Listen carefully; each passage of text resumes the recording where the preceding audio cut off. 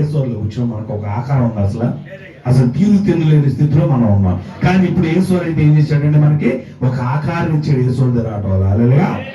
అదే మార్పు, దేవుడిచ్చిన మార్పులవి. అందుకని ఉన్నాడు ఇక్కడ, భూమి నిరాకారముగాను శూన్యముగాను ఉండెను.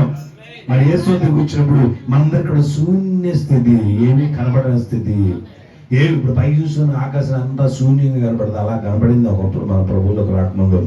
ఏసువారి దగ్గర ఎప్పుడైతే వచ్చామో ఇప్పుడు శూన్యం ఏమైందండి, చక్కని ఆకారం కనపడింది. అలాగా భూమిని ఆయన ఆకారంగా తయారు చేశాడు, మనల్ని ఎందుకు తయారు చేయలేడండి? అందుకని ఏమన్నాడు మళ్ళా నెక్స్ట్ అవుతుంది, చీకటి అగాధ జలముల పైన కమ్మి ఉండేను.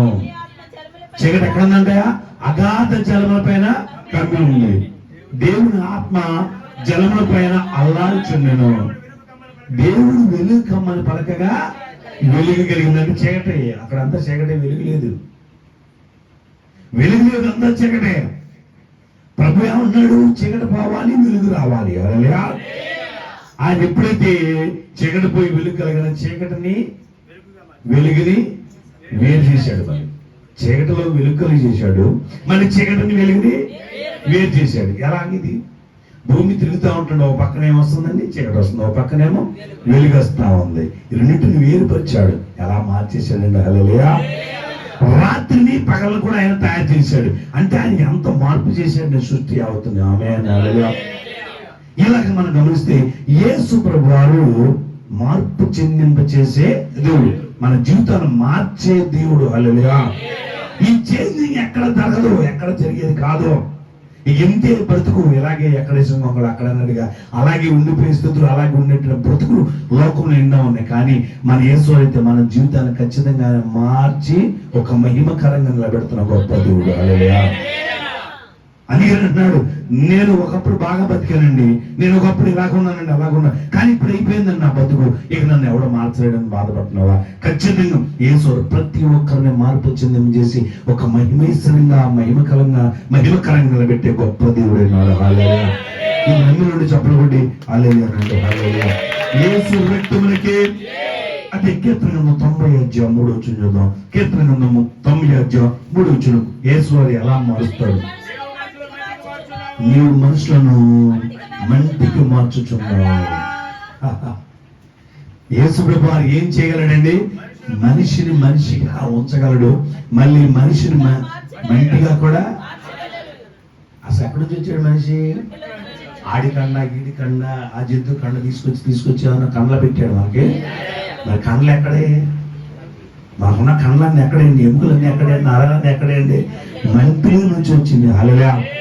అసలు మన్ని ఎలా ఉంటుందండి? మన్ని ఏమన్నా మాంసం మన్ను తినగలవా?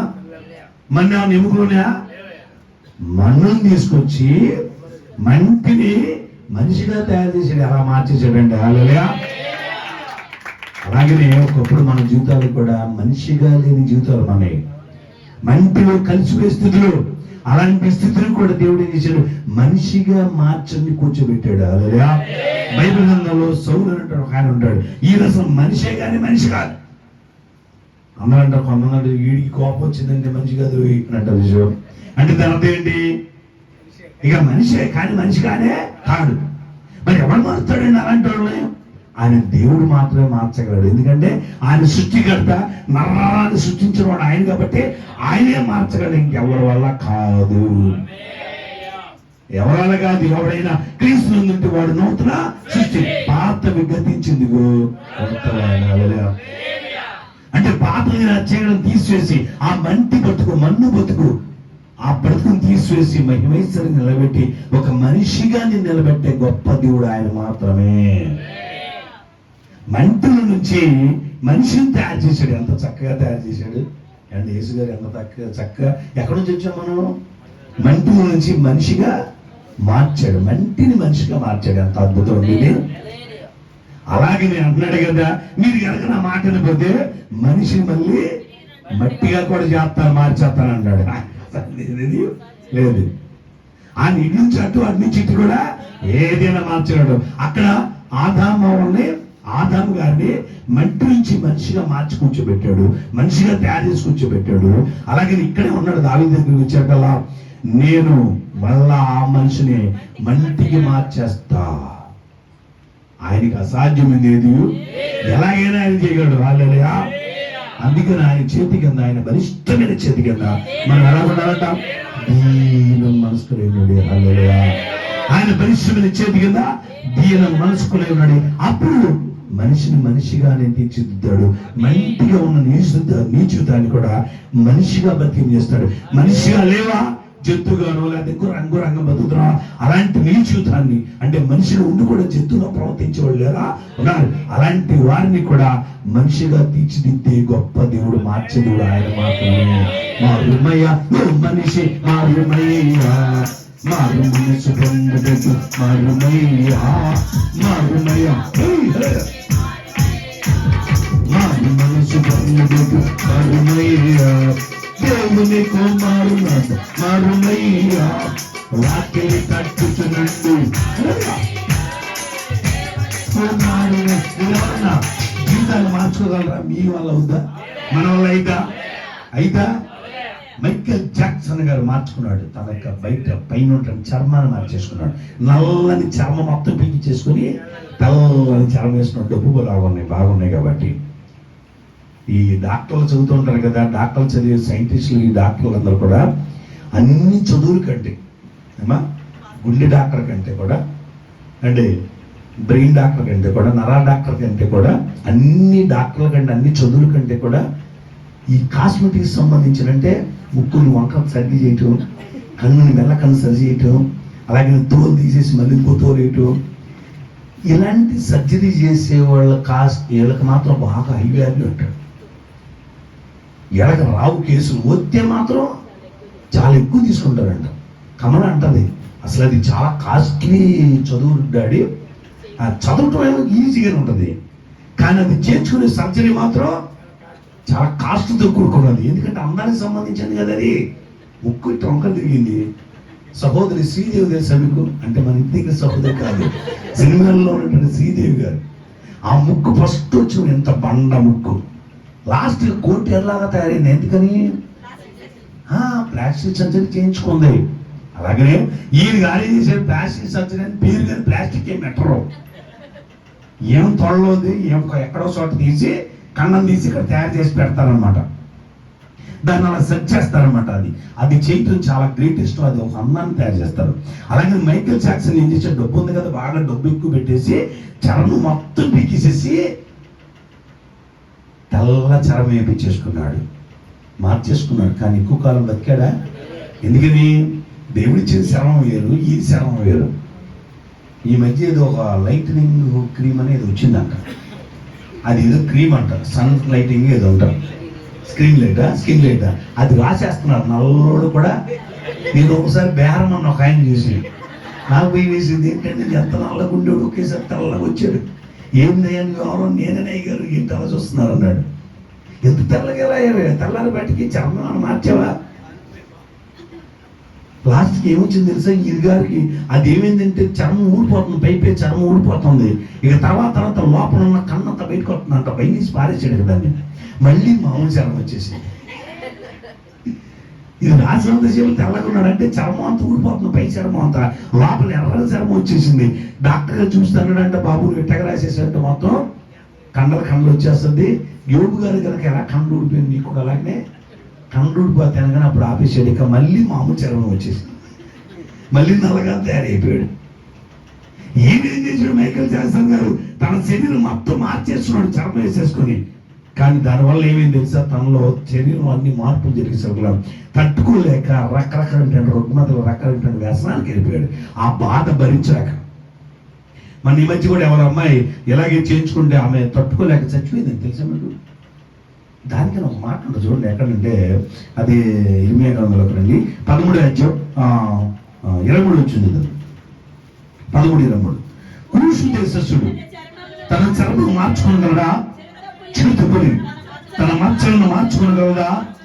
మార్చుకోగలిగితే పీడిచేట అలవాటు పడిన మీరు మేలుచే వల్లబడని కాదా? హల్లెలూయా. ఇప్పుడు పులి చర్మాన్ని మార్చుకోగలదా? మార్చుకోలేదు. అలాగే కూషు దేశస్థుడు తన చర్మమును మార్చుకోగలడా? కూషు దేశం అని అంటే ఈ రోజున ఇంగ్లాండ్, బాగా డబ్బున్నవాడు, బాగా రూపాయి ఎక్కువ ఉన్నవాడు చర్మాన్ని అనేది సరే మార్చేసుకోగలరు. ఇది మన లాస్ ఏంజల్స్, ఈ అమెరికా మెరిన్ జాక్సన్ గారు కూడా లాస్ ఏంజల్స్లో ఉన్న ఆయనే చర్మాన్ని మార్చుకోగలడా? ఆ రోజుల్లో డబ్బున్న వాళ్ళు కూడా చర్మాన్ని మార్చుకోగలడా? కానీ ఇప్పుడు మార్చేస్తున్నారు. ఆ రోజుల్లో అయితే మార్చుకోలేరు దేవుడిచ్చిన చర్మాన్ని, ఈ రోజున మార్చేస్తున్నారు. అయితే ఇక్కడ ఏమంటాడంటే, ఒకవేళ మార్చుకోగలిగితే కీడు చేయడం వాడు నేను మేలు చేయవాలనే కదా. హల్లెలూయా. మరి అన్ని మార్చేసుకుంటున్నారు కదా, మార్చట్లేదా? మార్చుతున్నారా? హెయిర్ స్టైల్ మార్చేస్తున్నాం, మేసం మార్చేస్తున్నారు మగవాళ్ళు, ఆడవాళ్ళు ముళ్ళు మార్చేస్తారు, పైట్ సింగులు మార్చేస్తున్నారు, చీరలు మార్చేస్తారు, చెప్పులు మార్చేస్తారు. అంటే జీవితంలో రకరకాల వంటకాలు కూడా ఈ రోజున ఒక రకంగా వంటకం చేస్తారు, రేపొద్దున మార్చి వంటకం చేస్తారు. మరి ఇవన్నీ మార్చిన వాళ్ళు, ఇది మార్చగలిగిన వాళ్ళు కీడు చేయటం మానేసి మేలు చేయటం మార్చలేరా? మారరా? కీడు చేయటం మానేసేయి, మేలు చేయ నేర్చుకో. ఆమేన్. అది మారాలి. ఆమేన్. కీడు కీడు కీడు చేయాలి అలకట చేయాలి, ఆయన నన్ను చూసి భయపడిపోవాలి. అది అట్లా ఉండకూడదు. ఇక్కడైనా సరే కీడు చేయటం మానేసి మేలు చేయ నేర్చుకో, అది మారు అని అంటాడు. హల్లెలూయా. ఫిలిష్తీయులు ఎప్పుడు చూసిన ఇజ్రాయేల్ మీద కీడు చేయటం పని. పాప ఇజ్రాయేల్ కాస్త తక్కువగా ఉండేవాళ్ళు ఆర్థికంగాని సామాజికంగాని, అంతే వాళ్ళ మీద కీడు చేయడానికి ఫిలిష్తీయులు బాగా డబ్బున్న వాళ్ళు, బలగశాలు, చాలా ఆయుధాలు సంపత్తి వాళ్ళకి బాగా ఉంది. అది చూసుకొని రానికి ఇజ్రాయేల్ మీద ఎప్పటికప్పుడు అసలు ఏ ప్రకటన లేకుండానే తొమ్మిది వచ్చేసి వీళ్ళ పొలాల మీద పడిపోయి వీళ్ళకి ఆస్తులు తాగేసి వీళ్ళ కుప్పలు వేసుకుని కుప్పలను కూడా తగలెట్టేసి నానా బేభత్సం చేసేవాడు, వాళ్ళు భయపెట్టేసేవాడు, వీళ్ళ పిల్లల్ని కూడా రచ్చ చేసేవాడు, వీళ్ళ భార్యలను బాధ పెట్టేసేవాడు. కారణం ఏంటంటే కీడు చేసే మనసు. ఎంతసేపు కూడా కీడు చేసి అన్న భయపెట్టాలి. కీడు చేస్తే ఎంతకాలం భయపెడతావు? కీడు చేసి ఎంతకాలం భయపెట్టగలవు? అదే అంటున్నాడు ఇక్కడ. మరి మీరు కీడు చేయటం మానగలరా? మేలు చేయగలరా? ఎవరన్నా? చాలా కష్టం. అదే అంటారు, పుట్టుకతో వచ్చిన స్వభావం పోది కాదు. ఎంతసేపు కీడు చేసే మనసు పుట్టుకు నుంచి స్టార్ట్ అవుతుంటది. ఇక అది పెద్ద ఎక్కడ పోయిందా పోది. ఎంతసేపు కీడు చేయాలి మనసాక్షి. మరి ఇలాంటి వాడిని ఎవడు మార్చగలడు? ఇప్పుడు పౌలు ఉన్నాడు, సౌలు గారు ఉన్నాడు. సౌలు గారు ఎంతసేపు కూడా దేవుని బిడ్డలు కీడు చేసే పని చేశాడు. ఎప్పుడు పోయింది ఆ మనసు? ఎవరు మార్చారు? దేవుడే మార్చగలిగాడు. హల్లెలూయా. ఇప్పుడు మనిషి కీడు చేసే మనిషిని, దుర్మార్గం మనిషిని, వ్యభిచార మనిషిని, నరహంతక మనిషిని, వాడు ఎలాంటి దుర్మార్గుడైనా సరే మార్చగలిగిన వాడు నీ వల్ల ఇద్దా? నువ్వు మార్చగలవా? మార్చు అని అంటున్నాడు దేవుడు ఇక్కడ. నీ డబ్బు మార్చుద్దా? నీ తెలివితేటలు మారుస్తాయా? నీ బాధ మార్చుద్దా? కాదు. మార్చాలి అని అంటే యేసు దగ్గర మాత్రమే, ఆయన మాత్రమే కీడు చేసేవాడు మార్చగలడు. అలాగే కీడు చేయడం పరిగెడుతున్నట్టు అతన్ని దేవుడు ఎప్పుడైతే కనబడ్డాడో సౌలు గుర్రం నుంచి కింద పడితే దెబ్బకి మారిపోయాడు. హల్లెలూయా. ఎవరు మార్చారు? దేవుడు మార్చాడని అన్నాడు. మీ వల్ల కాదు.